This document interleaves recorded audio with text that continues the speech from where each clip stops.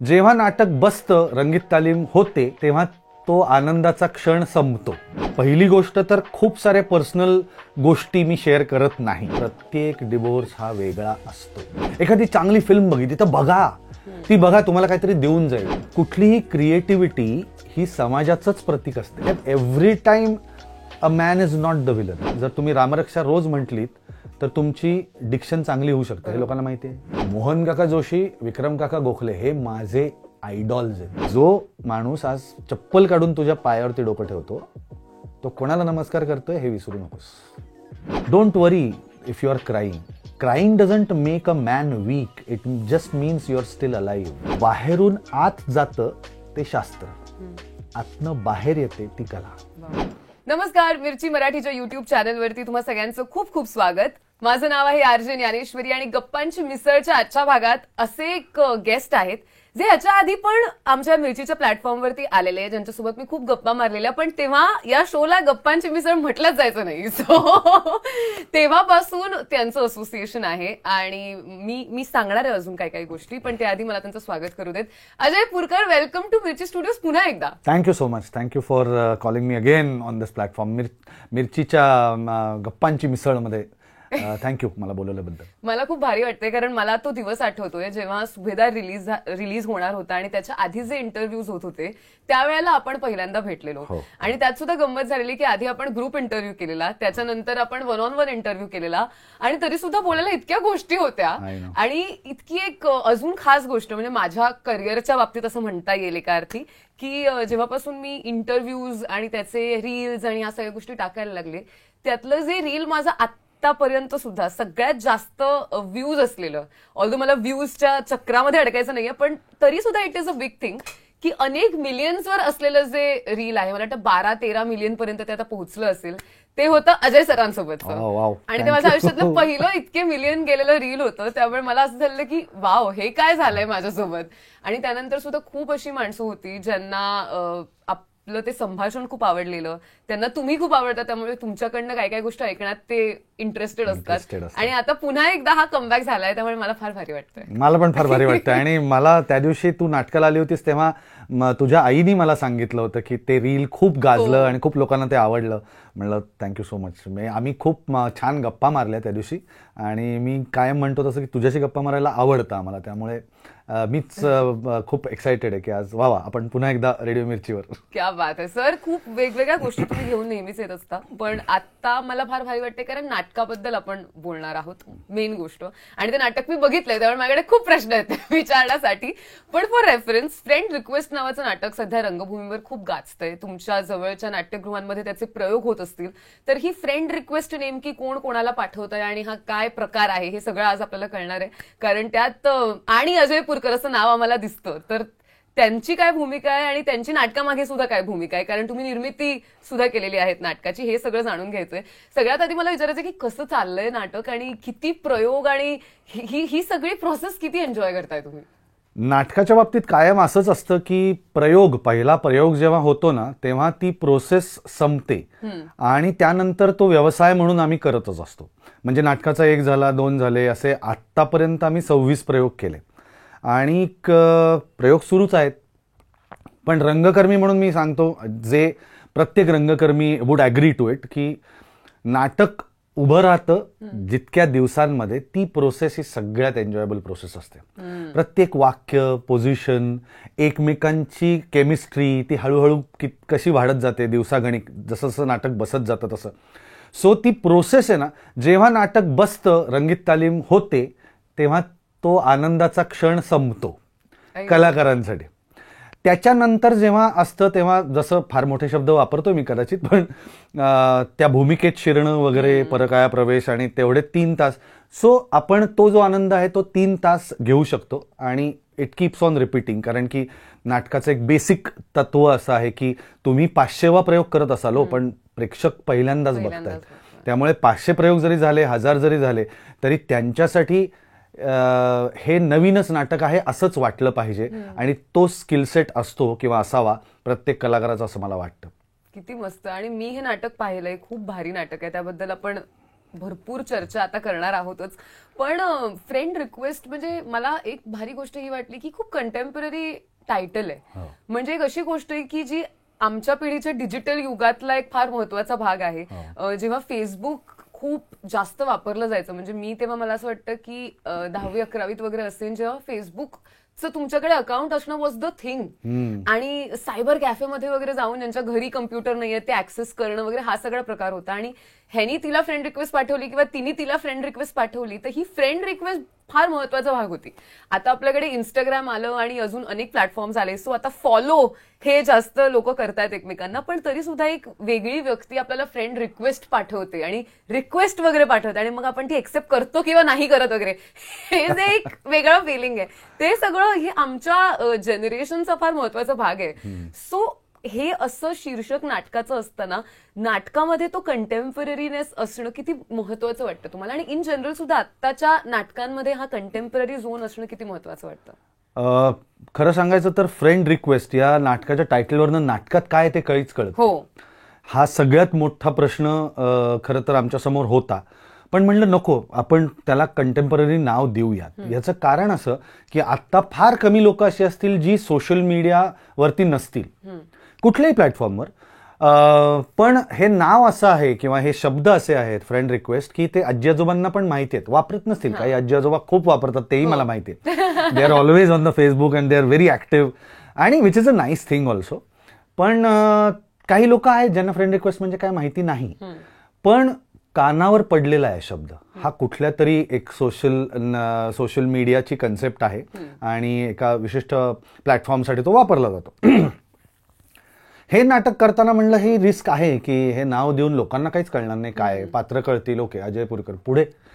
त्यामुळे मी म्हटलं की let's keep it like that. आणि फ्रेंड रिक्वेस्ट म्हणजे सोशल मीडियाचं बॅकग्राऊंड असलेलं नाटक आहे, but it deals with the domestic problem. घरगुती इश्यूज जे असतात त्याच्याच बद्दल भाषा करतंय नाटक, आणि ते इश्यूज त्याला बॅकग्राऊंड सोशल मीडियाची आहे किंवा फेसबुकची आहे असं म्हणूयात आपण, कारण की आपण चक्क friend request which is sent on a Facebook platform याच्याबद्दल बोलतोय. एक फ्रेंड रिक्वेस्ट पाठवली, ती कोणी पाठवली, कारण की सोशल मीडियाचा सगळ्यात मोठा ड्रॉबॅक काय आहे, आता प्रत्येक गोष्टीचे ऍडव्हान्टेजेस डिसएडव्हान्टेजेस असतात. डिसएडव्हान्टेज काय आहे, फेसलेस मीडिया आहे ना. फ्रेंड रिक्वेस्ट मला उद्या माझ्या इनबॉक्समध्ये येऊन पडली अमिताभ बच्चन, कशावरनं ती जेन्युइन असेल, का ते मला फ्रेंड रिक्वेस्ट पाठवतील?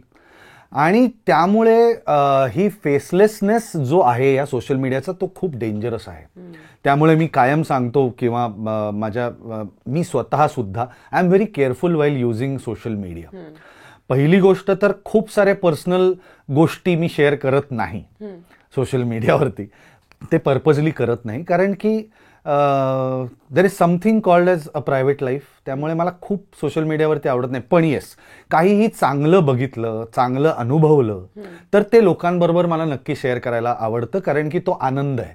आनंद जेवढा आपण वाटू तेवढं वाढतो असं म्हणतात. त्यामुळे एखादी चांगली फिल्म बघितली तर बघा, ती बघा, तुम्हाला काहीतरी देऊन जाईल. हे नाटक बघा, एखादी जागा बघा, एखादा आलेला अनुभव बघा, तो तुम्हाला पण येतोय का बघा. तर या सगळ्या गोष्टींचा विचार करून मी ठरवलं की चल आपण हेच नाव ठेवूया नाटकाचं. त्यामुळे नाटकाची गोष्ट जी आता बहुतेक सगळ्यांना माहिती झाली आणि जी नाटक चालू असताना सुद्धा लोक म्हणतात की ही एका बापमुलीची स्टोरी आहे with a twist in the tail. Right. आणि मेजर ट्विस्ट. पण तो जो काही संवाद आहे किंवा इतक्या वर्षाचा विसंवाद आहे तो सेकंड ऍक्टमध्ये म्हणजे दुसऱ्या अंकामध्ये उलगडतो. आणि मला असं प्रामाणिकपणे वाटतं की नाटक एका डिवोर्स्ड पित्याचं आहे आणि त्याला अनेक वर्षांनंतर भेटणाऱ्या त्याच्या मुलीचं आहे. आत्ता फॉर्च्युनेटली अनफॉर्च्युनेटली समाजात आपण सुद्धा खूप अनुभवतोय बघे की आपल्या आजूबाजूला जर समज आपण एक 100 मित्रमैत्रिणींचं सर्कल असं धरलं तर पटकन आपल्याला ऐकू येतं, बघ अरे ते दोघ जण डिवोर्स घेतात, अरे ते वेगळे राहतात. तर मला असं वाटतं की आत्ता समाजातलं डिवोर्सचं प्रमाण वाढलंय का, तर हो वाढलेलं आहे. आणि त्याचे परिणाम काय होतात एस्पेशली मुलांवर, घरावर, आणि मी तुला गंमत म्हणून हेही सांगतो की आधी मी लिगल प्रोफेशनमध्ये होतो, त्यामुळे आम्हाला ना ग्राउंड्स ऑफ डिव्होर्स असं शिकवलं जायचं फॅमिली लॉ मध्ये. तुम्ही लॉयर होतात? लॉयर होतो. तुम्ही लॉयर ही होतात? वाव. तर ते आम्हाला ग्राउंड्स ऑफ डिव्होर्स सांगितले जायचे. त्यात अनेक ग्राउंड्स असायचे. त्यातला सगळ्यात काय म्हणूयात त्याला, सोपा म्हणण्यापेक्षा म्युच्युअल कन्सेंट नावाचा एक खूप मोठा ग्राउंड आहे की ज्याच्यात नवरा बायको म्हणतात की चल आपलं नाही पटत आहे, तू तुझ्या मार्गाने जा, मी माझ्या मार्गाने जातो. You find every person has a right to be happy.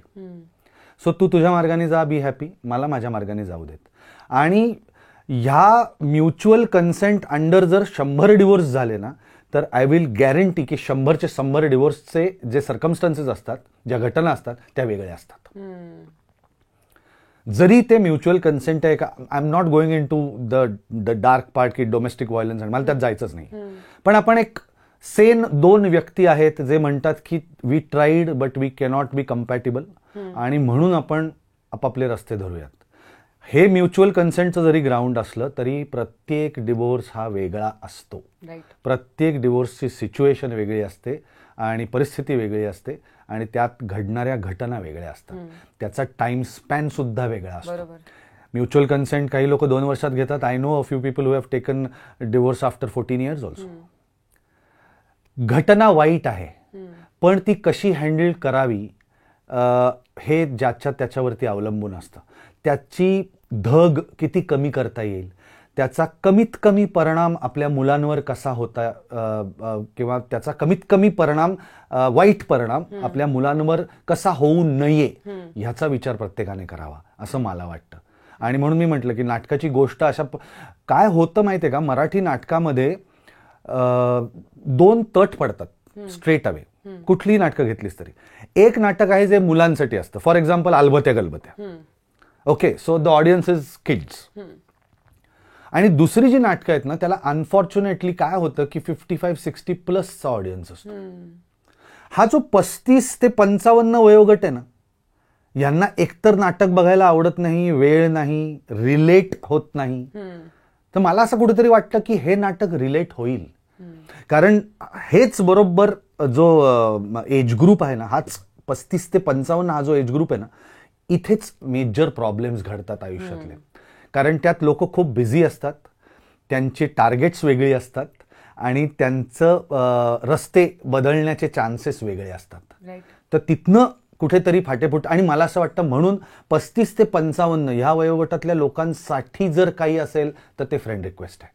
May be अशा, मी अजिबात असं म्हणत नाही, पण अनफॉर्च्युनेटली काही घटना जर एखाद्याच्या किंवा एखादीच्या आयुष्यात घडली असेल तर may be she could relate to this particular subject जो आम्ही नाटकात दाखवतोय. राईट. पण तुम्ही म्हणालात तसं सर की डिवोर्स किंवा त्याला मला खरं तर आय डोंट नो, फार मजेशीर वाटतो हा शब्द घटस्फोट. म्हणजे त्या शब्दातच असं वाटतं की काहीतरी विध्वंसक आहे. आज आपल्याकडे असं बराच कॉन्टेंट आहे जिथे अनेक सिरीजमध्ये किंवा अनेक चित्रपटांमध्ये कॅज्युअली 2 पात्र असतात ज्यांचा घटस्फोट झालाय, आणि जसं 2 लोकांचं लग्न झालंय हे बेसिक आपण अज्युम करतो आणि we are normal with it, तसंच ही गोष्ट पण बऱ्याच वेळेला इन अ कॉन्टेंट पीस आपण नॉर्मलाइज करून बघायला सुरुवात पण करतो आणि मग तिथून गोष्ट पुढे जाते. हे नाटक त्याच्या थोडंसं खोलात शिरतंय, त्या घटनेचे इतरांवर होणारे जे परिणाम आहेत त्याच्याबद्दल सुद्धा बोलतोय. हे नॉर्मलाइज करत नाहीये की ठीक आहे मग काय नाही वाटलं ठीक आहे घ्या घटस्फोट संपला विषय. हा त्या नाटकाचा झोन नसून वेगळा झोन आहे. तर हा झोन एक्सप्लोर करावा एखाद्या कथानकात ज्याची तुम्ही निर्मिती सुद्धा करताय. हे कुठेही याच्यामध्ये तुमच्या मनात काय काय आढेवेढे होते आणि हे कसं रिसीव्ह करतील लोक असं तुम्हाला वाटत होतं जेव्हा तुम्ही याचा विचार करत होता? मला असं वाटलं की हा विषय आजचा विषय आहे. मी आत्ता म्हटलं तसं की डिव्होर्सेसचं प्रमाण वाढलंय का नाही समाजात, तर हो वाढलंय. पण मग त्याच्या अनुषंगाने येणारी भावनिक ओढाताण ही प्रत्येकाच्या वाट्याला येतेच. त्याची डिग्री बदलत असेल, राईट, हँडल कसं करतो आपण ते बदलत असेल, म्हणजे ते व्यक्ती सापेक्ष आहे, पण त्याचा त्रास होतो. त्याचा त्रास प्रत्येकाला होतो आणि तो त्रास मुलांना वेगळा होतो आणि सेपरेट झालेल्या आईवडिलांनाही वेगळा होतो. तर तो त्रास दाखवावा, तर मला असं वाटतं की ही गोष्ट ह्या समाजाचीच आहे ना. कुठलीही क्रिएटिव्हिटी ही समाजाचंच प्रतीक असते. राईट. जेव्हा आपण एखादा चित्रपट बनवतो तेव्हाही आपण ज्या गोष्टी दाखवतो ते समाजात चाललेल्या गोष्टी आहेत. पुन्हा तेच, त्याचं पर्सेंटेज काय आहे ते मी नाही सांगणार, किंवा ते प्रत्येक चित्रपटागणिक नाटकागणिक बदलेल, पण फॅक्ट आहे की हे घडतं आहे. आणि मग ह्याच्यावरती कुठेतरी रिलेट होतंय का? म्हणजे मला असं वाटतं प्रामाणिकपणे की हे नाटक बघून जर खरंच एका बापानी जर स्वतःच्या मुलीशी संवाद साधला नसेल आणि तो जर साधला ना, तर मी हे नाटक सक्सेसफुल झालं असं म्हणीन. हे त्या नाटकाचं यश असेल की चल ना, जाऊन पुढे जाऊन संवाद तर साधू, काय होईल. पुन्हा तिथे कधी कधी काय होतं की इगो मध्ये येतो. वाय शुड आय गो, येऊ देत तिला किंवा त्याला येऊ देत ना, मी कशाला विचारू. तर हा इगो कर्टेल करून आपल्यामधला बाप जागरूक आहे का नाही, का मेलाय, हे तपासून बघूयात ना. की जाऊन हो, मी मुलीशी कन्फ्रंट केलं, माझ्या मुलीबरोबर मी किंवा मुलीच्या समोर जाऊन मी काही गोष्टी कन्फेस केल्या, काही तिच्याकडनं ऐकून घेतल्या, हे कुठेतरी मला द्यायचं होतं. आणि ह्याच्यातनं जर एखाद्या बापाला असं वाटलं की आपल्या मुलीशी जाऊन बोलावं, किंवा एखाद्या मुलीला असं वाटलं की आपण आपल्या वडिलांशी जाऊन बोलावं, तर जरूर मला वाटतं की हे नाटक सक्सेसफुल झालं. Right right. असे येत आहेत अनुभव तुम्हाला? ऑडियन्स कडनं काय रिॲक्शन्स येत आहेत? ऑडियन्स कडनं खूप मिक्स्ड रिॲक्शन्स आहेत. खरं तर ना, हे नाटक सेकंड हाफ मध्ये खूप इमोशनल आहे. त्यामुळे फ्रेंड रिक्वेस्ट असं नाव एकदम असं लाईट, असं लाईट हार्टेड आहे असं वाटतं. फर्स्ट हाफ तसा आहे देखील, परंतु सेकंड हाफ हा खूप इमोशनल आहे. म्हणजे माझा पार्टनर आहे शैलेश देशपांडे, त्याच्या मित्राचे आई वडील आले होते नाटकाला. त्यांनी मला ते एक मोठा व्हॉट्सअप मेसेज लिहून पाठवला, आयुष्यात कधी रडलो नाही म्हणे, पण तुमचं नाटक बघून रडलो मी.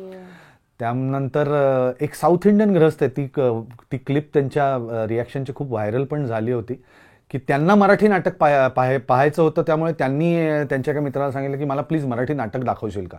आणि नेमका तो मित्र त्यांना फ्रेंड रिक्वेस्टला घेऊन आला. आणि रील बद्दल म्हणजे बाईट देता देताच ही वॉज सो चोक्ड, ते रडायला लागले.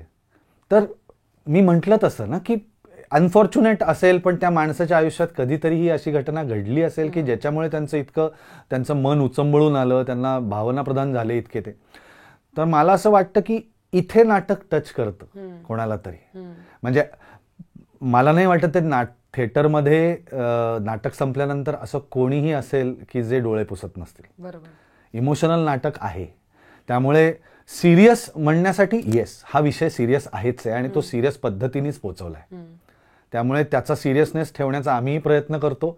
आणि म्हणून म्हणलं की हे सगळे जे रिॲक्शन्स आहेत ना, या खूप मनाला भिडतात.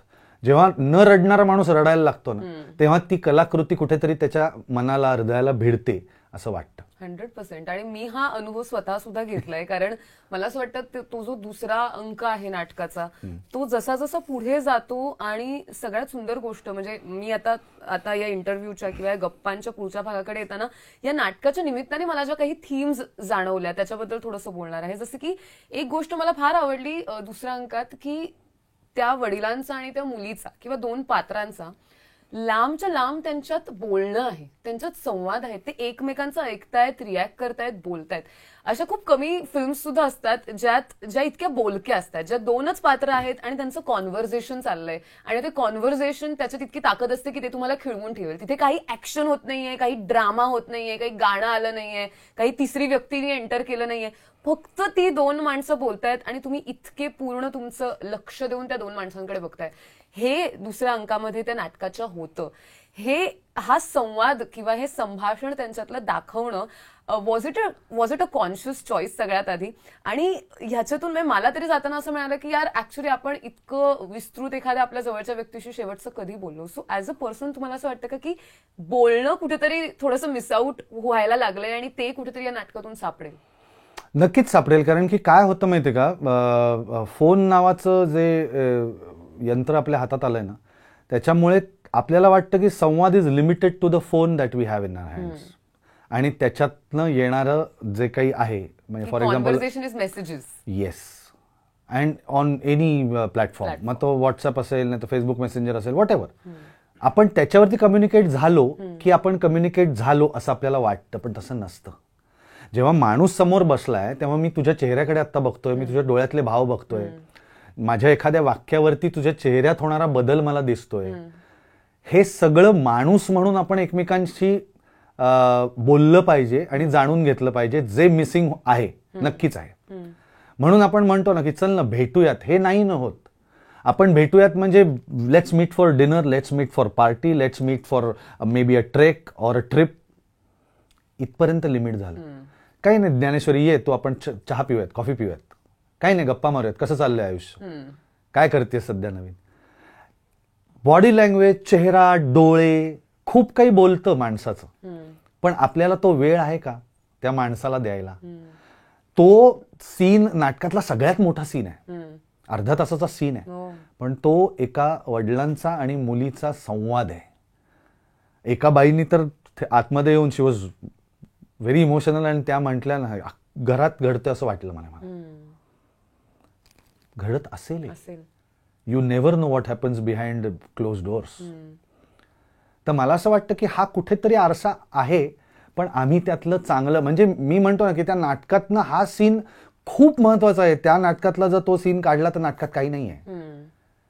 हा जर संवादच झाला नाही तर ज्याला आपण मराठीत म्हणतो ना की पाणी वाहतच होणार नाही ना, ते तुंबलेलंच राहील, ती अढी कायमच राहील दोघांना एकामेकांबद्दलची.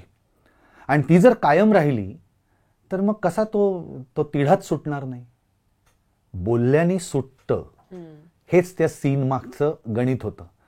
आणि म्हणून तो सीन ठेवलाय मुद्दाम, मोठा आहे. पण माझा गेले 26 प्रयोगांचा अनुभव असा आहे की एक माणूस फोनमध्ये बघत नाही तो सीन चालताना, चालू असतो तेव्हा. एकही माणूस फोनमध्ये बघत नाही तो सीन चालू आहे तेव्हा. आणि त्या सीन नंतर तो ऑब्व्हियसली नाटक शेवटाकडे जेव्हा जातं तेव्हा तो पूर्ण ग्राफ वरतीच गेलेला असतो नाटकाचा. आणि ती सगळी जी इमोशनल, तो जो सगळा शेवटचा 45 मिनिटाचा भाग आहे, हा मला असं वाटतं हा कुठेतरी खूप महत्वाचा आहे आज समाजात. भावना प्रधान असणं हे वाईट आहे का आज? I like a quote which says that don't worry if you are crying. Crying doesn't make a man weak. It just means you're still alive. त्यामुळे पुरुषांनी रडायचं नाही असं का? आपण जितकं हसतो किंवा हसणं ही गोष्ट जितकी नॅचरल आहे तितकीच रडणं ही गोष्ट नॅचरल आहे. एखादा सीन बघून, एखादा चित्रपट बघून, एखादं दृश्य बघून जर तुमचे डोळे भरले नाहीत तर तुम्ही आहात का? खरंच विचारा, तुम्ही जिवंत आहात? भयानक अप्रतिम कलाविष्कार गाण्याचा, नृत्याचा झाला स्टेजवरती आणि तुम्हाला काहीच नाही झालं, असं कसं? बरं, आपला देश असा आहे की इतक्या कला आहेत, इतके कलाकार आहेत, इतक्या वेगवेगळ्या भाषा, त्यांच्या चालीरीती, ट्रॅडिशन्स, म्युझिक, आर्ट, संस्कृती. नुसतं पश्चिम महाराष्ट्र म्हटलेस तरी बदलत जातं सगळं, कोल्हापूरपर्यंत. तर ह्या सगळ्या वेगवेगळ्या गोष्टी आहेत, ह्या कुठेतरी संवेदनशील राहून तुम्ही त्या टिपाव्यात असं मला वाटतं. आणि म्हणून हे कुठेतरी नाटक इमोशनल आहे, येस, सेन्सिटिव्ह बनवू शकेल असं मला वाटतं. की बघा ना, थोडंसं सेन्सिटिव्ह होऊन बघा, इतकाही इगो नका ठेवू. किती महत्वाची गोष्ट आहे. मला एक गोष्ट शेअर करायची आहे. मला वाटतं कालचंच हे कॉन्व्हर्सेशन आहे. आमचा एक कलिग आहे, सो आमचा एक ऑफिसमध्ये आपला नाही का एक ग्रुप होतो, तर सगळ्या मुली आहेत मोस्टली आणि तो एकटाच मुलगा आहे. आणि आम्ही असंच काहीतरी बोलत होतो. कोणीतरी एक पोस्ट शेअर केलं इंस्टाग्रामच्या ग्रुपवरती की मुलांनी मुलींबद्दल एक चांगली गोष्ट सांगा आणि मुलींनी मुलांबद्दल एक चांगली गोष्ट सांगा. आता मुली आम्ही सगळ्या होतो, त्यामुळे आम्ही मुलांबद्दल इन जनरल आम्हाला काय चांगली एक गोष्ट वाटते की पुरुष असे असतात, त्यांचा हा स्वभावातला गुण आम्हाला आवडतो वगैरे वगैरे सांगितलं. त्यांनी फार महत्वाची गोष्ट सांगितली. तो म्हणाला की मी या सगळ्या मुलींसोबत, म्हणजे तुमच्या सगळ्यांसोबत राहिल्यामुळे I became a more sensitive man. तो म्हणाला मी रडायला शिकलो तुम्ही सगळ्या माझ्या आजूबाजूला असल्यामुळे, किंवा मी एखाद्या गोष्टीकडे सेन्सिबली आणि सेन्सिटिव्हली बघायला शिकलो. आणि मला हे कळलं की एक पुरुष असून मी सेन्सिटिव्ह आहे ही वाईट गोष्ट नाहीये, ही खूप सुपर पॉवर आहे आणि ही मला तुमच्या सगळ्यांसोबत असल्यामुळे मिळाली. आणि that message just stayed with me, माहितीये सर, की एका आपल्याच कलिगला हे वाटतंय आपल्या सगळ्यांच्या आजूबाजूला असून तुम्ही आता सिमिलर एक गोष्ट म्हणालात की बऱ्याच वेळेला असं अनेक पुरुषांना आमच्यावर वाटत असेल की अरे आपण रडायचं कशाला किंवा रडणं इज नॉट द सोल्युशन वगैरे असं बोलणारी पण खूप माणसं असतात. रडल्याने काय होतं. आता तुम्ही रडण्याचा विषय काढलाच तर मला तुम्हाला हा प्रश्न विचारायचा आहे सर की तुम्ही असं तुमच्यासोबत होतं का की तुम्हाला काही कारण नसताना रडायला येतं किंवा एखादी गोष्ट तुमच्या आयुष्यात झाल्यानंतर आनंदाची दुःखाची कोणतीही रडल्यानंतर बरं वाटतं आणि it has nothing to do with gender. It has nothing to do with gender. विनाकारण रडायला येऊ शकतं पण ते विनाकारण आहे असं आपल्याला वाटतं. ते कधीच विनाकारण नसतं. कारण मन नावाची गोष्ट माणसाला अशी दिलेली आहे ना की त्यात काय चाललंय ते कळत नाही. आणि सगळ्यात निग्लेक्टेड गोष्ट जी काय असते शरीरातली ती मन असते. आपण आपल्याला काय वाटतंय हे कधीच तपासून बघत नाही. म्हणजे मी तुला गमतीशीर गोष्ट सांगतो. म्हणजे मला माहिती नाही हा कॉन्टेंट काय आहे. प्लीज. ह्याला आम्ही काही ठरवलं नाहीये. सो मी तसं मी म्हटलं की माझं जनरली माझ्याकडे पेपर असतो. आज काही नाहीये. सो म्हणजे लिगल प्रोफेशन मध्ये असताना आम्हाला एक टर्म होती ल्युनॅटिक नावाची. तर ल्युनॅटिक ही एका मनोरुग्ण माणसाला वापरली गेलेली टर्म आहे. तर लुनार मंथ आपण म्हणतो. तर साधारणपणे पौर्णिमा आणि अमावस्येच्या वेळेस ही लोक जास्त व्हायलंट होतात किंवा ते जास्त वेड्यासारखे वागतात. हु आर इन टू लुनॅटिक असायलम्स, ज्याला आपण मेंटल हॉस्पिटल म्हणतो. स्वतःला बारीकपणे जर ऑब्झर्व करायचं असेल ना तर एक गंमत करून बघ ह्याच महिन्यात. Check if you are a little off on a particular day. त्या दिवशी थोडीशी वेगळी वागतेस का हे तपासून बघ आणि मग कॅलेंडरमध्ये जाऊन बघ आज अमावस्या आहे का पौर्णिमा आहे. इतका परिणाम होतो. आणि मग आपण म्हणतो की मला आज विनाकारण रडावंसंच वाटतंय, मला हेच होतं. ते विनाकारण नाही आहे, त्याचा परिणाम आहे. तर खरंच असं होतं. अमावस्येला किंवा पौर्णिमेला you are a little of. ते ऑब्झर्व करायचं पण की का असं होतंय आणि मग सहज कॅलेंडर काढून बघ. आयदर तोच दिवस असेल किंवा त्याच्या आजूबाजूचा अलीकडचा पलीकडचा दिवस असेल, त्याचा परिणाम होतो. त्यामुळे विनाकारण कधीच नसतं. काहीतरी साठलेलं असतं ज्याला आपण हल्ली खूप ते आले ना पॉझिटिव्हिटी, पॉझिटिव्ह थॉट्स आणि हे ते सगळं. ते खूप गोष्टी आजकाल व्हायरल होत चाललेल्या आहेत. तर ते सबकॉन्शियस लेवल जे बोलत असतात ना तेच आहे. ते जे मनात साठून राहिलेलं आहे तेच कुठेतरी अशा दिवशी वर येतं, डोकं वर काढतं. आणि तेव्हा काही नाही, तू कोणावर तरी उगीच चिडतेस किंवा अचानक रडायला येतं. कोणीतरी साधं बोललं, जे एरवीच्या दिवशी जर कोणी तुला बोललं तर तुला काय वाटलंय नसतं. पण ते त्या दिवशी काय एवढं भावनाप्रधान मी झाले. नंतर आपल्याला सुद्धा वाटतं की काय एवढं का झालं असं.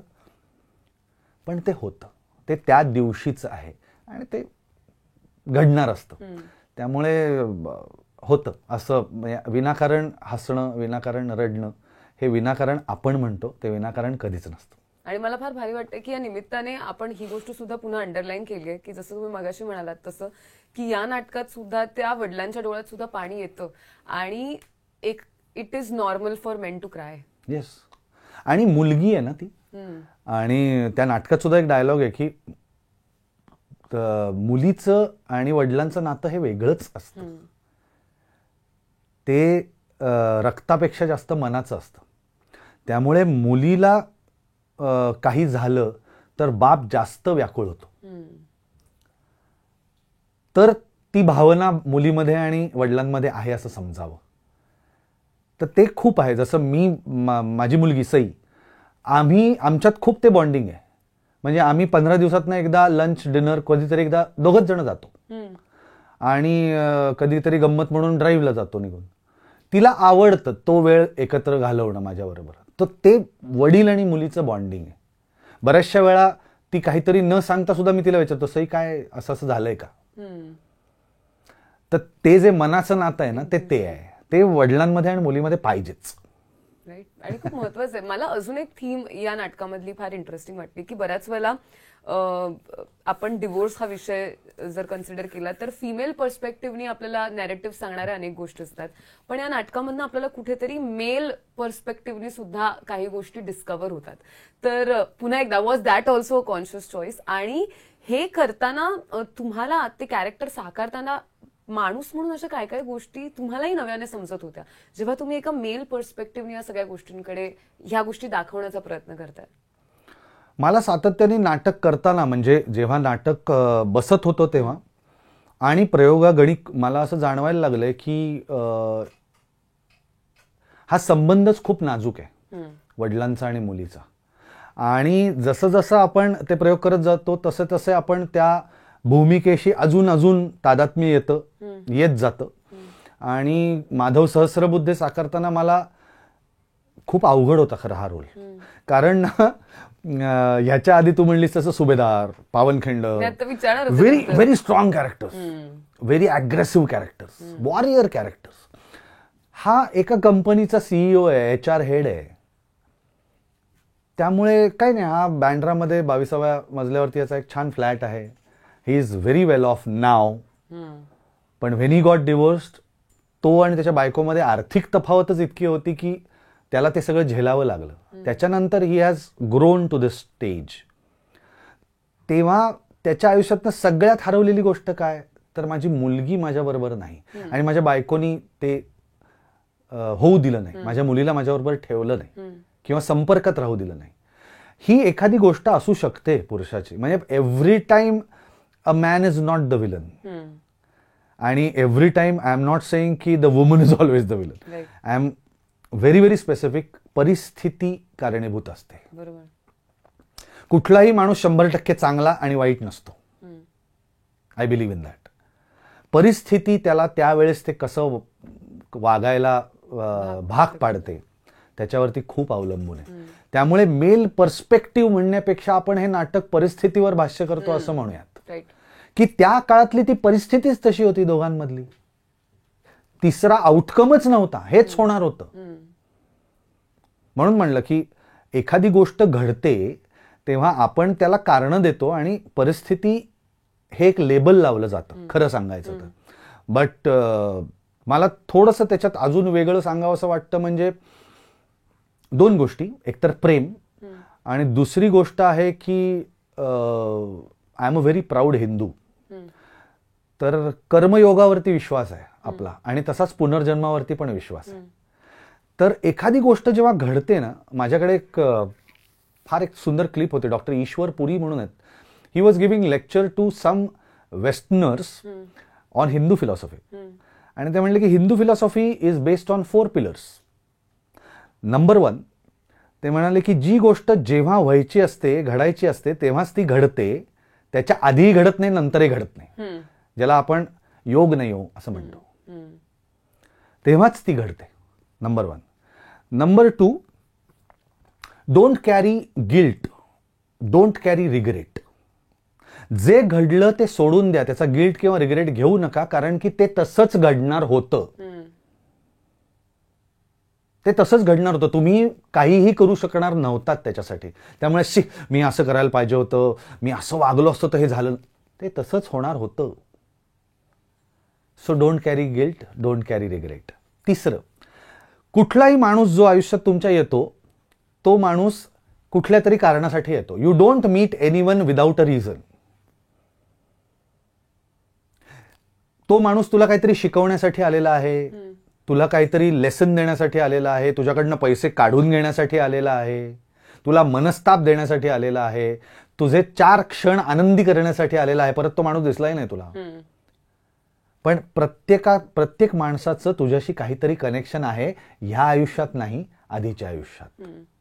मागच्या आयुष्यात मे बी 2 व्यक्ती शत्रू असतील, ह्या जन्मात ते नवरा बायको सुद्धा असू शकतात. कारण काय राहिलंय, काहीतरी राहिलंय पूर्ण करायचं. हा तिसरा पॉइंट होता. You don't meet a person without a reason. आणि number 4, what is over is over. जी गोष्ट संपते त्याच्याकडे परत जाऊ नका. जे संपलंय ते संपलंय. या 4 फिलॉसॉफीज वरती किंवा या 4 पिलर्स वरती अख्खी हिंदू फिलॉसॉफी रिलेट करतो. मी तुला गमतीशीर उदाहरण सांगतो. मी मध्ये कुठेतरी वाचलं होतं की भीष्म पितामह जेव्हा शरपंजरी पडले सगळे बाणांच्या शय्येवरती, तेव्हा त्यांनी भगवंताला विचारलं की का मी असं काय केलं हो की मला असा मृत्यू यावा बाणांच्या शय्येवरती. बरं, भीष्म पितामह हे असे ग्रस्त होते जे त्यांच्या प्रत्येक आयुष्यात राजपुत्र होते. तर ते म्हणले, भगवान म्हणाले हे तुमचं कर्म आहे, म्हणे हो कुठल्या जन्मातलं, जा मागे तुम्हाला दिसेल ते. तर ते मागच्या जन्मात गेले, मग त्याच्या मागच्या जन्मात गेले, असं करत करत ते 52 जन्म मागे गेले. बापरे. 52व्या जन्मात परत तेच राजपुत्रच होते आणि जंगलातनं फिरताना हातात धनुष्यबाण होता आणि रस्त्यात असं आडव्या आलेल्या एखाद्या सरड्याला त्यांनी बाणाने असं सहज उडवून बाजूला टाकलं. तो सरडा जाऊन पडला निवडुंगाच्या फांदीवर आणि ते निवडुंगाचे काटे त्या सरड्याच्या अंगात. हे कर्म आहे ते म्हणले. कुठलं कर्म कुठल्या जन्मात फेडावं लागेल ह्याचा नेम नाहीये तुम्हाला. म्हणून असं होतं बघ, माझ्याही आयुष्यात अशी अनेक माणसं आहेत, काय चांगला माणूस आहे यार, त्याच्या आयुष्यात का घडावं रे असं.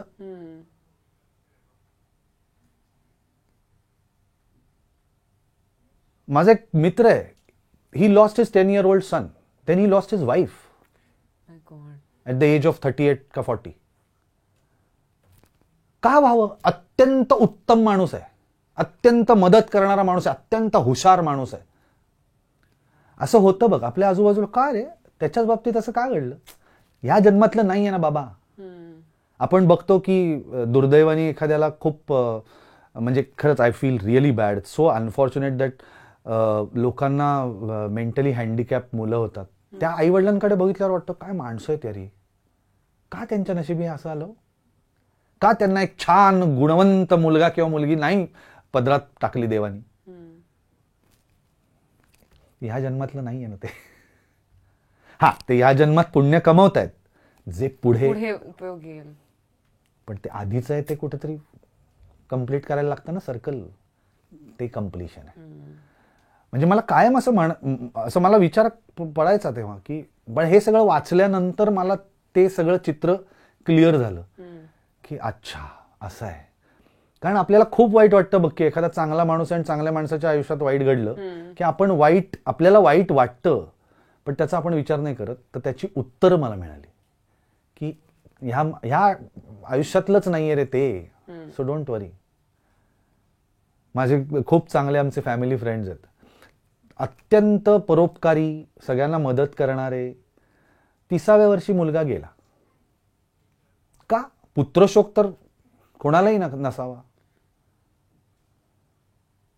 तर ह्या सगळ्या ज्या गोष्टी आहेत ना, ह्या जेव्हा आपण त्याचे अर्थ शोधायला लागतो तेव्हा ते अर्थ आपल्याला कर्मयोगात मिळतात. की कर्म आधीची तर पूर्ण करा. आणि म्हणून आपण जे आपले संस्कार जे आहेत ना, चांगलं वाग, कोणाला दुखू नको, कोणाशी वाईट वागू नको, कोणाला फसवू नको, ते का? It will help in the next life. म्हणून या आयुष्यात ते accumulate, don't accumulate that in this life, so that you will be reasonably in a good position. आई वडील सिलेक्ट करता येत नाहीत ना. अमुक एका माणसाच्याच पोटी जन्माला का आलो याचा विचार आपण किती वेळा करतो. आपण का परळच्या पुलाखाली फुगे विकणारे आणि ते असतात ना जी भीक मागतात मुलं सिग्नलवर, तसे का नाही आलो जन्माला? काहीतरी आहे आपल्यात पुण्य आहे. म्हणून वी आर व्हेरी फॉर्च्युनेट की आपण ह्या आई वडिलांच्या पोटी जन्माला आलोय. तो जो ग्रॅटिट्यूड आहे ना तो कायम राहायला पाहिजे की यार थँक्यू सो मच, आज I am in such a good position. लोक नाही आहेत. ते हा ग्रॅटिट्यूड जेव्हा नसतो ना तेव्हा तो प्रॉब्लेम होतो. आणि मग ह्या सगळ्या गोष्टी थोड्याशा कदाचित स्पिरिच्युअल लेवलच्या वाटत असतील, पण दीज आर फॅक्ट्स आणि ह्या कन्सिडर केल्या गेल्या पाहिजेत. सो ह्या सगळ्या गोष्टींचं मी जेव्हा वाचन करत होतो, वाचत होतो, खूप इकडचं तिकडचं स्वतःही विचार करत होतो, त्याचा उपयोग मला या नाटकात खूप झाला. की असा एक रोल की तो एक सामान्य माणूस आहे तसं म्हणलं तर, एक नोकरी करणारा माणूस आहे ज्याच्या आयुष्यात घटस्फोटासारखी एक वाईट घटना घडून गेलेली आहे, मुलीला 15 वर्षात भेटलेला नाहीये. मग असा बाप कसा रंगवता येईल, कसा छान आपल्याला आपल्या भावना ज्या आपल्याला अभिनेता म्हणून दाखवायच्या आहेत त्या समोरच्या माणसाला त्या कशा भिडतील, आपल्याशा कशा वाटतील, ह्याच्यावरती मी हे सगळं कंबाईन करून काम केलं. कमाल. पण जसं मगाशी आपण म्हणत होतो सर की ह्यात फक्त तुमचा अभिनय नाहीये तर निर्मिती सुद्धा आहे. आत्ताच्या या घडीला एखाद्या मराठी नाटकाची निर्मिती करताना मेजर चॅलेंजेस तुम्हाला काय वाटतात? चॅलेंज ऍक्च्युली मराठी नाटक चालवणं हे खूप अवघड गोष्ट आहे खरं सांगायचं तर. कुठे मेनली कुठे गाडं अडतं? पण काय होतं आता मी म्हणेन हे चांगलं पण आहे आणि हे वाईट पण आहे. म्हणजे निर्माता म्हणून असं वाटतं की अरे अरे खूप नाटकं आहेत आजूबाजूला, पण नट म्हणून, मराठी रंगभूमीवरचा नट म्हणून असं वाटतं वा वा, रंगभूमीला चांगले दिवस आहेत, खूप छान छान नाटकं आणि खूप छान छान परफॉर्मर्स, खूप छान छान नाटकं करतायत. तर नाटकांची संख्या जास्ती असली तरीही थिएटरची संख्या कमी आहे. आणि कसं ना, म्हणजे थोडंसं अनफेअर आहे ना की प्रत्येकच नाटकाला शनिवार रविवार हवा असतो. मग ती चढाओढ सुरू होते की मग कुठलं, मला माहिती नाही, there is no written rule किंवा there is no rule actually की कोणाला द्याव्यात त्या तारखा आणि कोणाला नाहीत त्या. पण मला असं वाटतं की जर नाट्यगृहांची संख्या वाढली, कारण आत्ता मेजर हब्स आपण जर बघितले तर ठाण्यात गडकरी आहे, त्याच्या खालोखाल घोडबंदरला डॉक्टर काशीनाथ घाणेकर नाट्यगृह आहे, त्यानंतर पार्ल्यात दीनानाथ मंगेशकर नाट्यगृह आहे, बोरिवलीला प्रबोधनकार ठाकरे नाट्यगृह आहे, शिवाजी मंदिर दादर, संपलं. आता हे डिवायडेड 55 डिवायडेड बाय ही नाट्यगृह, काय करशील, काय हिशोब येतो बघ. साधारणपणे ॲव्हरेज आत्ता 50 नाटकं आहेत रंगभूमीवर, कशा तारखा काढणार. बरं, नाटक हे असं आहे ना, आय ऑलवेज से दिस, की नाटक खूप अवघड आहे करायला, चालवायला आणि बघायला पण. आत्ता बुक माय शो सारखा ऍप आलंय ज्याच्यावरती तुम्ही फक्त तिकीट बुक करू शकता. हो, नाटक बघायला एफर्ट घ्यायला लागतो. तुला तुझ्या घरनं आईला घेऊन उठून रिक्षानी टॅक्सीनी थिएटरला यावं लागतं, ते नाटक बघावं लागतं, ते अनुभवावं लागतं आणि मग पुन्हा तोच प्रवास करून तुला घरी पोचावं लागतं. बरोबर, मुंबईच्या ट्रॅफिकमध्ये.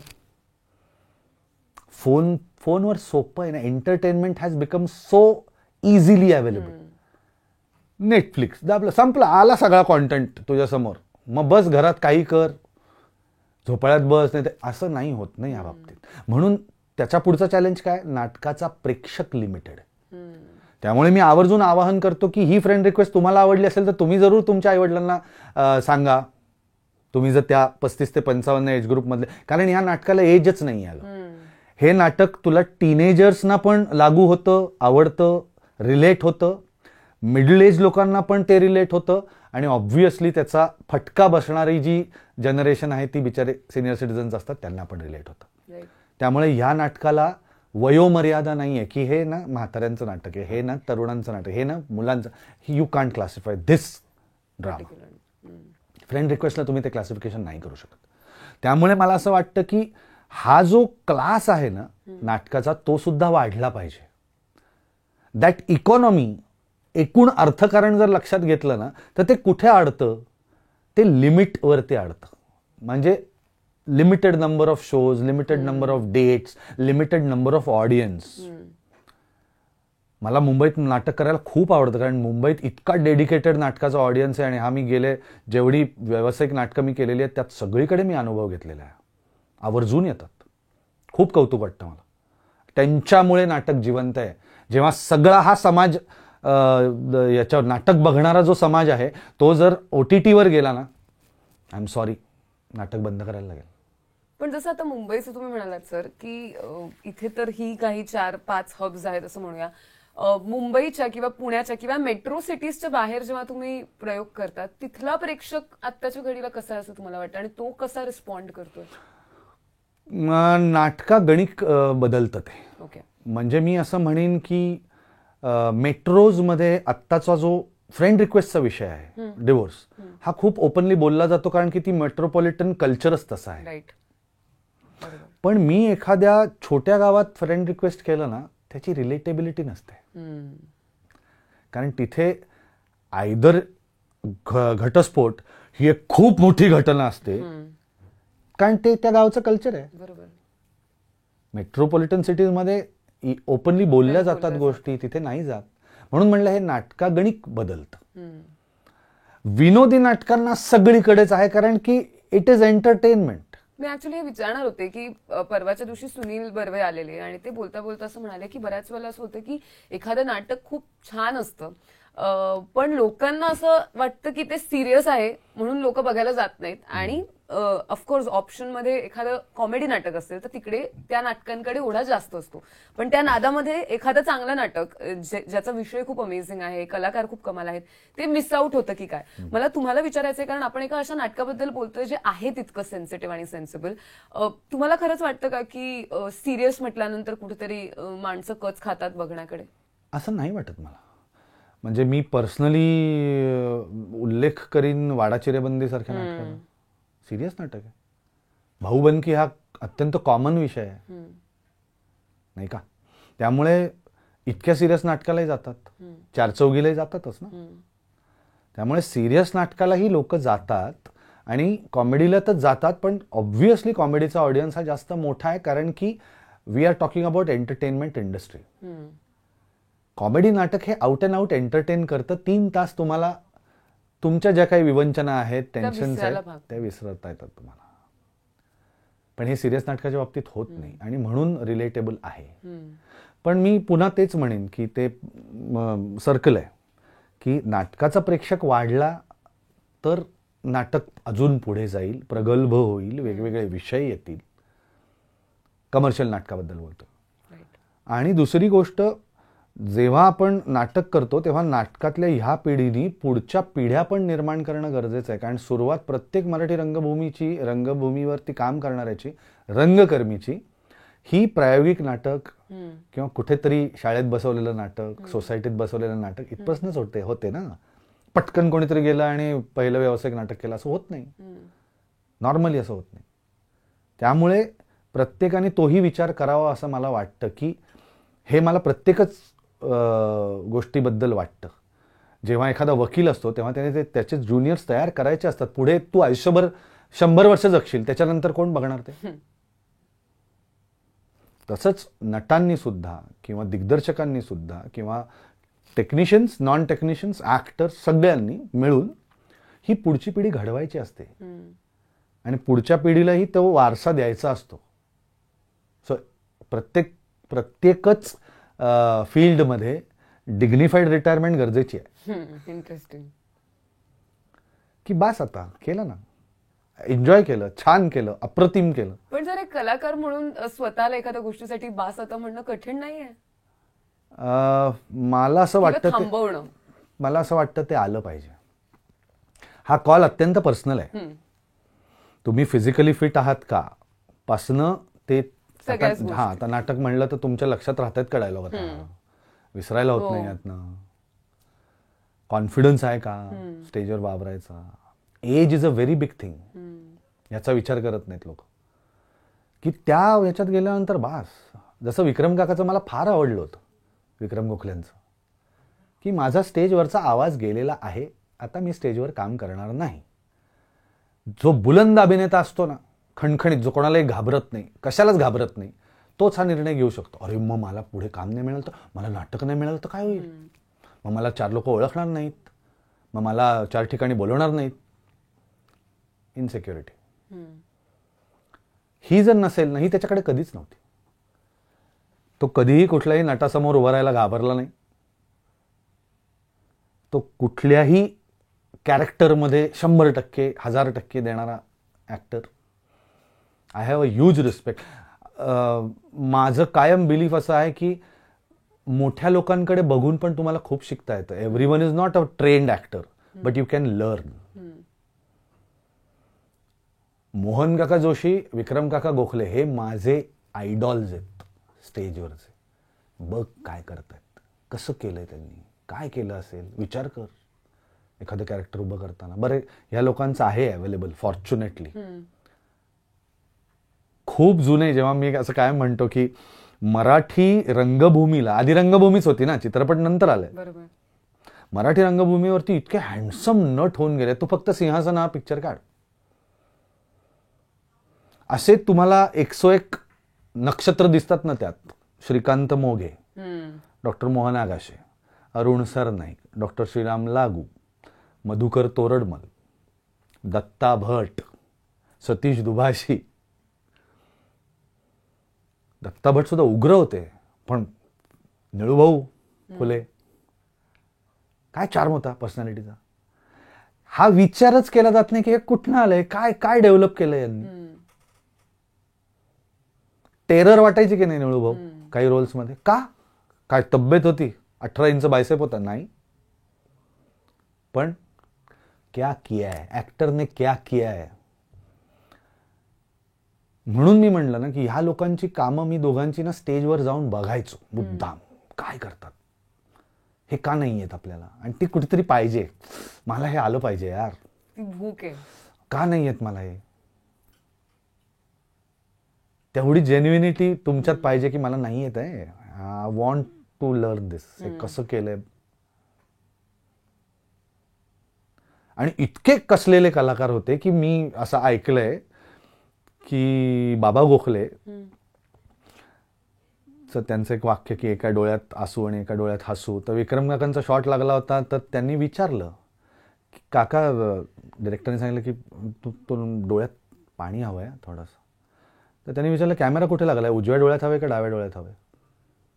बापरे, काय कंट्रोल असेल बॉडीवरचा. खूप सोपं जे समजलं जातं ना, ऍक्टिंग इज व्हेरी इझी, नाहीये. तुम्ही जितकं डीप घुसाल तितकं आहे. तुम्ही सुपरफिशियल लेवललाच राहायचं असेल तर ओके. सर मला अजून एक विचारायचं तुम्हाला की जसं आता आपण नाटकाबद्दल बोललो, गेल्या खेपेस आपण सुभेदार बद्दल बोललेलो, किंवा तुम्ही ह्याच्यानंतरही अनेक वेगवेगळ्या माध्यमातून काम कराल आणि त्यावेळेलाही आपली भेट होईल. पण जेव्हा दोन कामांच्या मधला जो वेळ असतो, जिथे इमिजिएटली आपल्याला कुठे जाऊन काही परफॉर्म करायचं नसतं, तेव्हा तुम्ही काय अभ्यास करता, जनरल अभ्यास? तेव्हा मला असं वाटतं की आपण स्वतःवरती काम करावं, वेगवेगळ्या फॅसेट्सवर. म्हणजे माणूस म्हणून काम करावं. जसं मी म्हटलं तसं की सध्या मला ह्या गोष्टींची आवड लागली आहे, वाचनाची.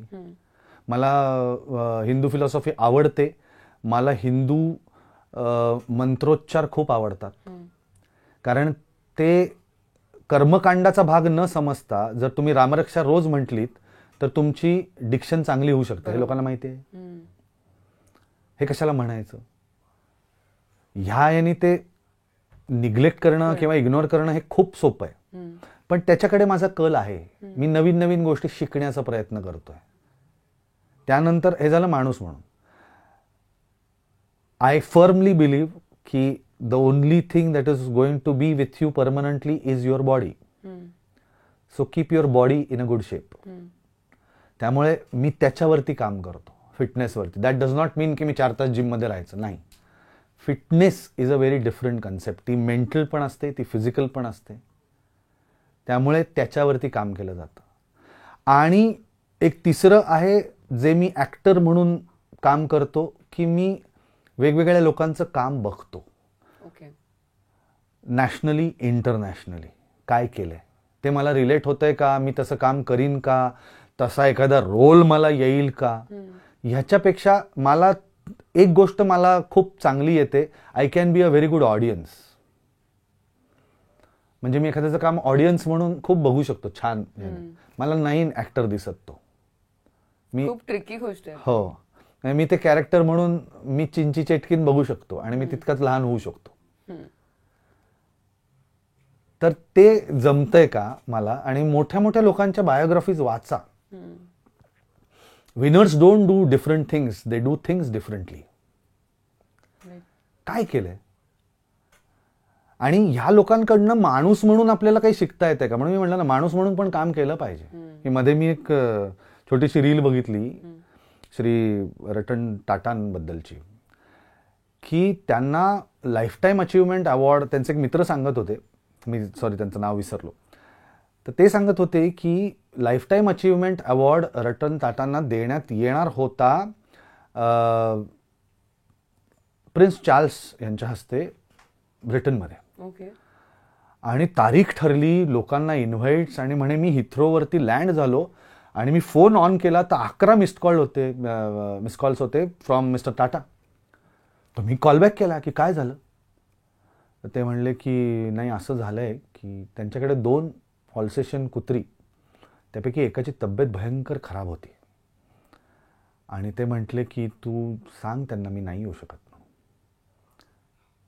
तर ते म्हटले की अरे तू काय बोलतोयस, तू तिथे इन्व्हाइट्स गेलेत आणि म्हणजे ब्रिटनच्या राजाने तुझा life time achievement award ceremony ठेवला आणि तू का. तर ते म्हणले नाही मला आत्ता नाही येता येणार, त्याची तब्येत नाही आहे बरी, तो कदाचित जाईल सुद्धा, मला नाही येता येणार. So that's Ratan for you असं ते म्हणाले. याच्यातनं शिकणार का नाही आहे काय. क्रेझी.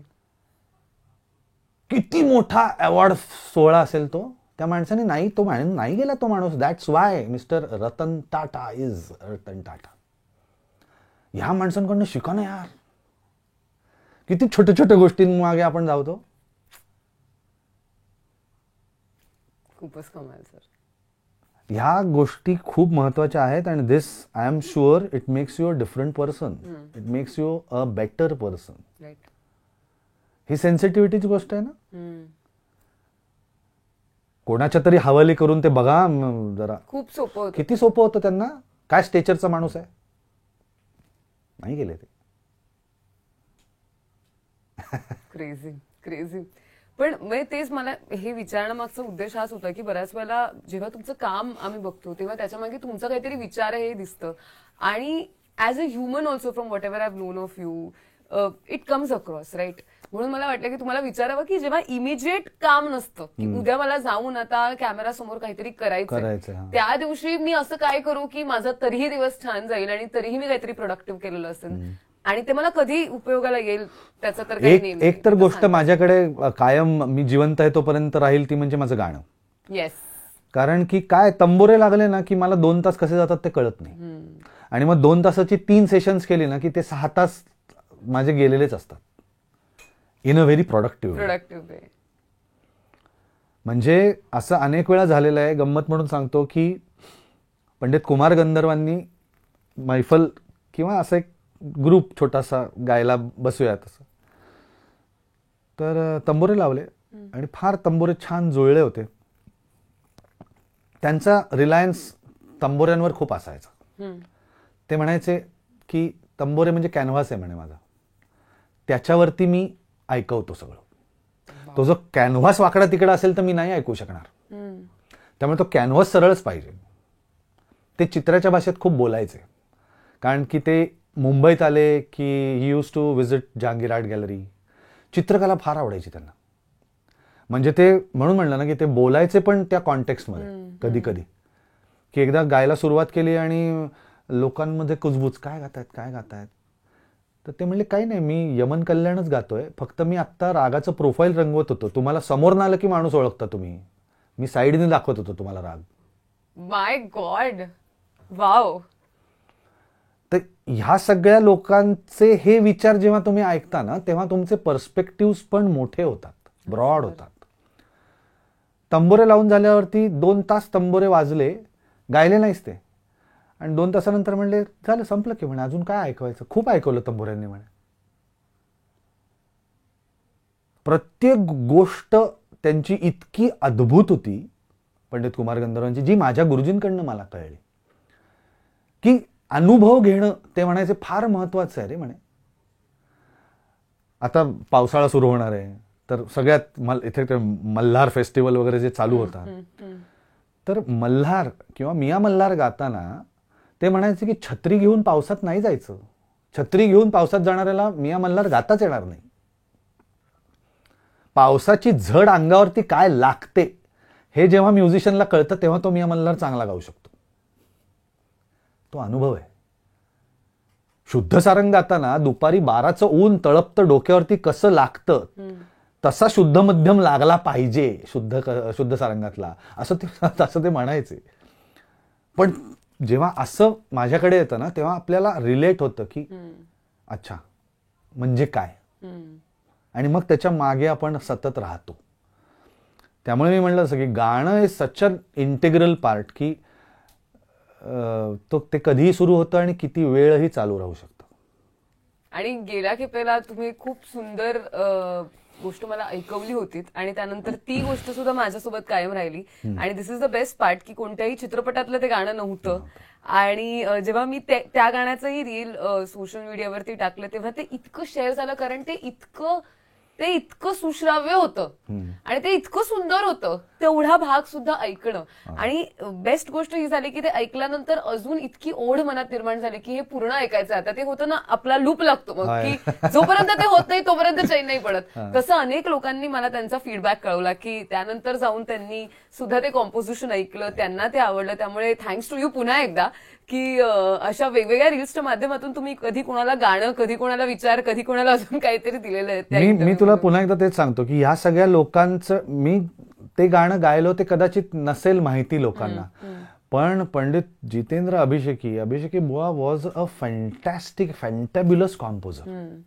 पण तुला सांगतो ही लोक सुद्धा यांचा अभ्यास यांनी खूप केलेला आहे. म्हणजे एक उस्ताद अहमद जान थिरकवा यांच्यावरती एक दूरदर्शननी केलेली डॉक्युमेंटरी आहे, ओके, जी आहे युट्यूबवर आहे. ती तू बघ. त्यातल्या एका फ्रेममध्ये थिरकवा खासाहेब येत आहेत स्टेजवरती आणि त्यांचा लाईव्ह सोलो आहे.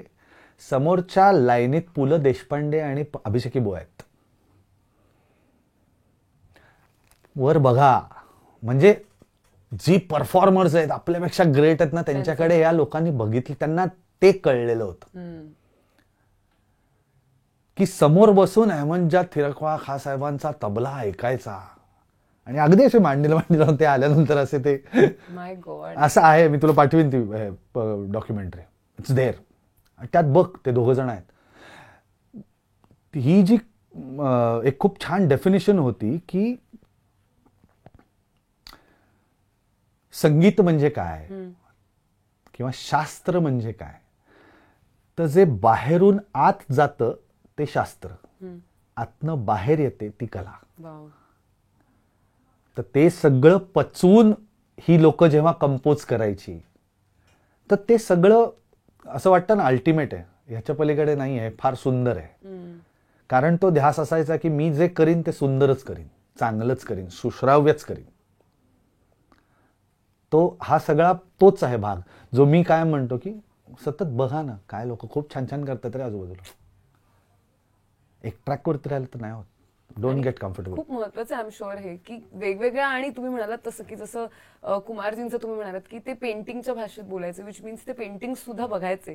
अनेक या सेम खुर्चीवरती अनेक दिग्दर्शक गेल्या काही दिवसांमध्ये जे आले त्यांनी फोटोग्राफी, फोटोज बघणं किंवा स्टील चित्र बघणं, फक्त बघणं, even if you are a director, त्याचा त्यांच्या भाषेमध्ये कसा उपयोग होतो हे सांगितलंय.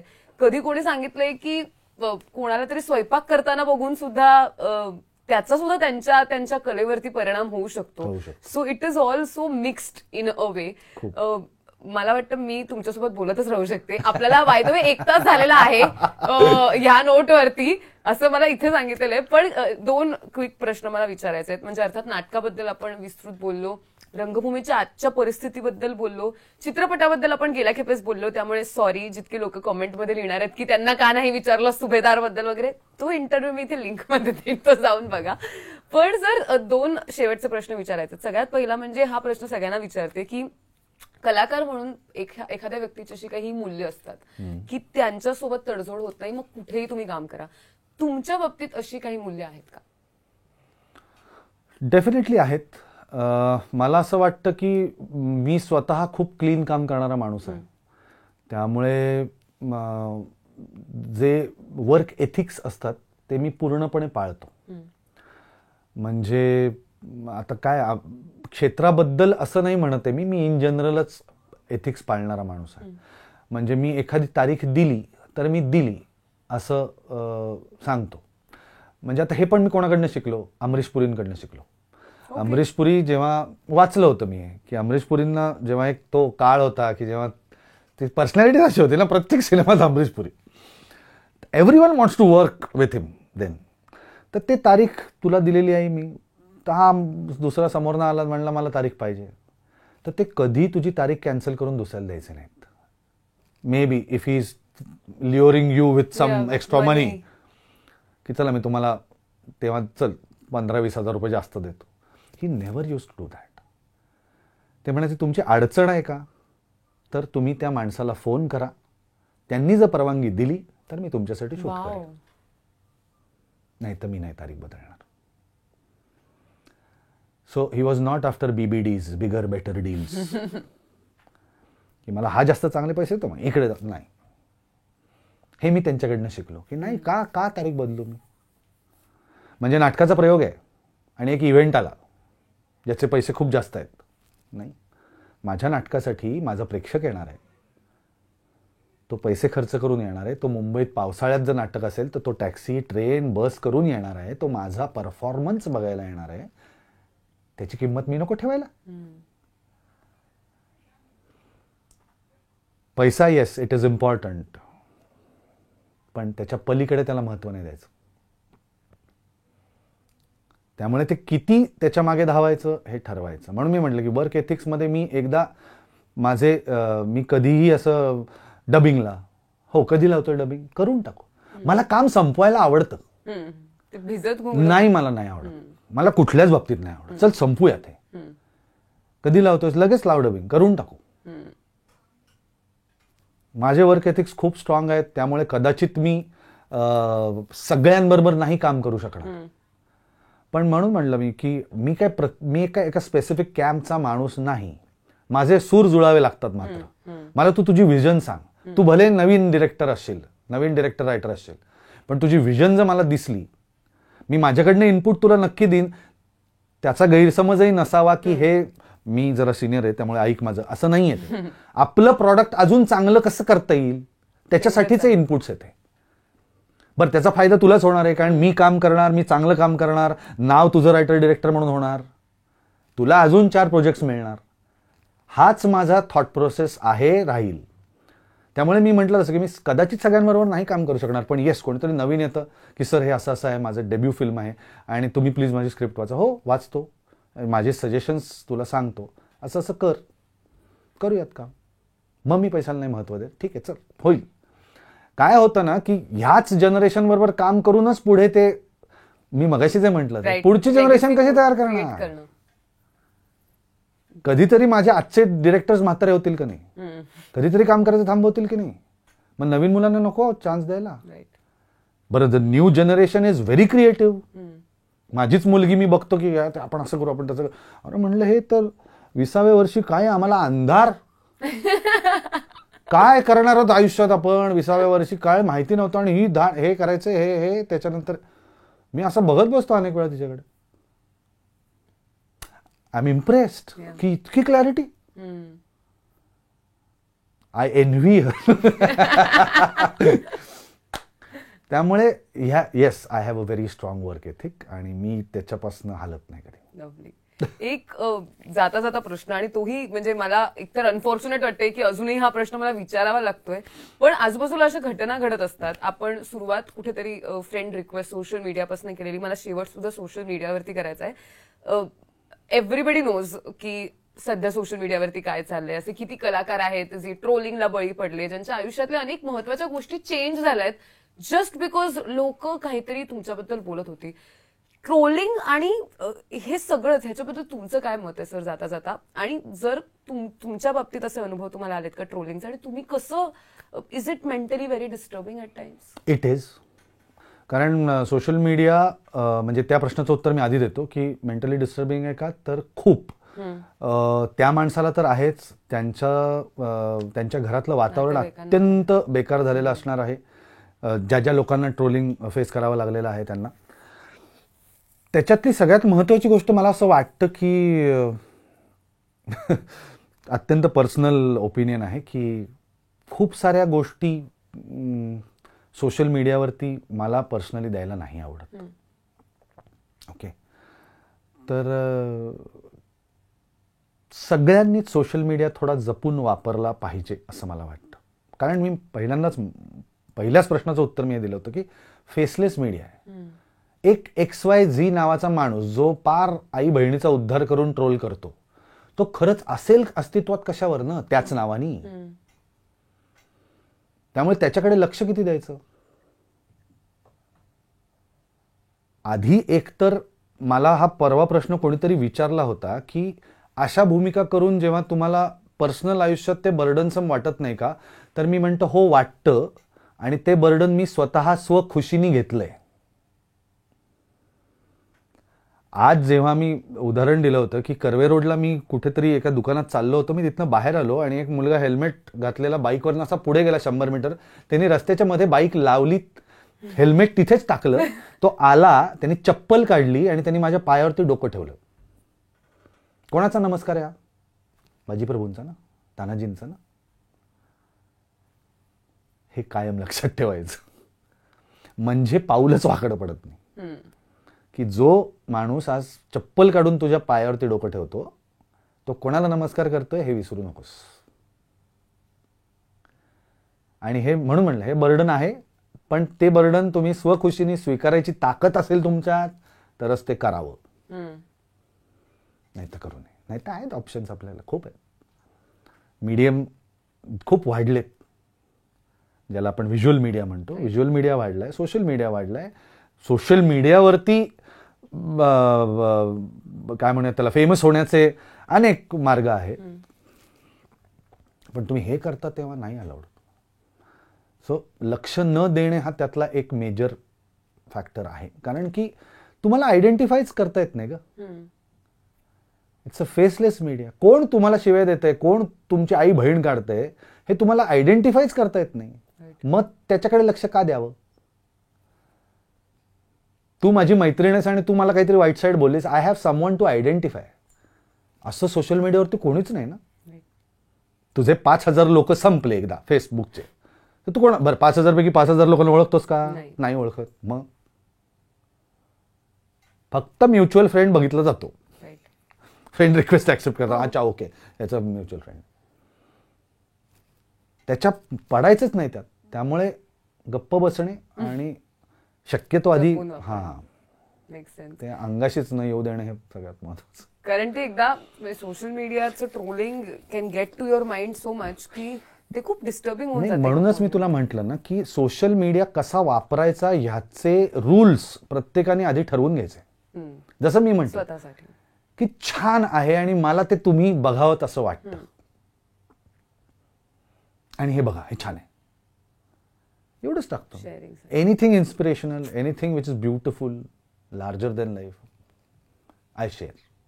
Which is lovely. आणि ते तुम्ही प्लीज करत राहा, कारण त्याच्यातून बऱ्याच वेळेला काही काही नवीन गोष्टी कळतात आणि मग आपण पण जाऊन ती गोष्ट बघतो. हे positive sharing social media, positive sharing is the key. आणि बाकी फ्रेंड रिक्वेस्ट तर ह्यांची एक्सेप्ट आपण करायचीच आहे, हे तर मी काही वेगळं सांगायला नको. पण हे खरंच अजय सर खूप भारी वाटलं की तुम्ही आज पुन्हा एकदा स्टुडिओमध्ये आलात आणि नाटकाच्या निमित्ताने आपण भेटलो.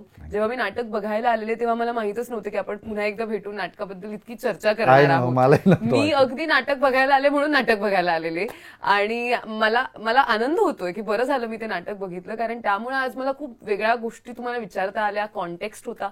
आणि मी हे पर्सनली सांगू इच्छिते की जितकी माणसं, मी विलेपार्लेला बघितला होता प्रयोग, तर पार्ल्यातल्या प्रयोगाला आमच्या ओळीमध्ये रोमध्ये बसली सगळी माणसं इमोशनल झालेली by the end of the day.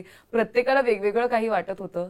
Through out कोणीही स्वतःचा फोन काढला नाही, कोणाला बाहेरचं जग, भांडणं, इन्स्टा, फेसबुक, फ्रेंड रिक्वेस्ट नाटकात असली तरी आपल्या फोनवरची ऍक्सेप्ट करूया जाऊन पटकन, हे सगळे विचार आले नाहीत. इतकं एनग्रॉसिंग ते कथानक होतं आणि इतकं मनोरंजन सुद्धा त्यासोबतच आमचं झालं. त्यामुळे जितक्या लोकांनी बघितलं नसेल, मी पुन्हा एकदा सांगू इच्छिते की फ्रेंड रिक्वेस्ट नावाचं नाटक तुमच्या जवळच्या नाट्यगृहात जेव्हा केव्हा लागेल, प्लीज अवश्य जाऊन बघा. आणि त्यानंतर सगळ्या कलाकारांना भेटून तुम्हाला काय वाटतंय ते सुद्धा नक्की सांगा. नक्की सांगा सर. तुम्ही सुद्धा प्लीज पुन्हा पुन्हा नवीन नाटकं घेऊन येत राहा रंगभूमीवर, कारण लाईव्ह तुम्हाला अनुभवणं हा एक वेगळा अनुभव आहे. म्हणजे जसं स्क्रीनवर आमचं तुमच्यावरती खूप प्रेम आहेच, तसं नाटकात तुम्हाला पर्सनली भेटता येतं आणि प्रत्यक्ष तुम्हाला बघता येतं, हा एक वेगळा खूप भारी अनुभव आहे. जाता जाता एक अर्थातच म्हणजे फरमाईश मला करायची आहे, पण मी ठरवलंय की आज कोणत्या गोष्टीची फरमाईश, आय डोंट नो की ती किती आपण इनकॉर्पोरेट करू शकतो. पण या नाटकामध्ये खूप सुंदर गाणं आहे जे तुम्ही तुमच्या स्ट्रीमिंग ऍप्स वरती सुद्धा ऐकू शकता. आधी नाटकात ऐका, मग स्ट्रीमिंग ऍप्स वरती ऐका. गुरु ठाकूरनी ते लिहिलेलं आहे आणि त्या गाण्याच्या 2 ओळी जर प्लीज, नाटकात by the way sir live गातात सुद्धा, सो तो अनुभव, ती पर्वणी सुद्धा आहे. पण आता जर 2 ओळी त्या गाण्याच्या. हो, वाय नॉट. आहेस तू तरी नाहीस वाटते का,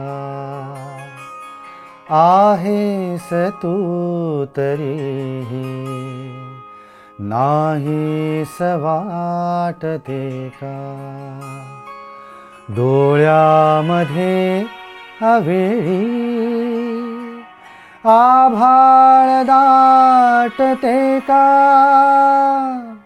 आहेस तू तरी नाहीस वाटते का ऐकू तुझे जरासे माझेही ऐक थोडे ये सोडवू मिळून जरी हे कठीण कोडे जग हे तुझ्याच पाशी येऊन थांबते का डोळ्यामध्ये अवेळी आभाळ दाटते का आहेस तू तरी नाहीस वाटते का. वाह, खूप सुंदर आणि खूप खूप धन्यवाद सर आज इथे आल्याबद्दल. आणि हिअर्स होपिंग की आपण पुन्हा पुन्हा भेटत राहू. नक्की नक्की, मला पण खूप आवडेल. खूप खूप धन्यवाद. आज खूप पुन्हा एकदा मजा आली त्याची गप्पा मारून. थँक्यू. आणि फ्रेंड रिक्वेस्ट नावाचं नाटक तुमच्या जवळच्या नाट्यगृहात जरूर बघा. Thank you so much. Thank you so much. Thank you.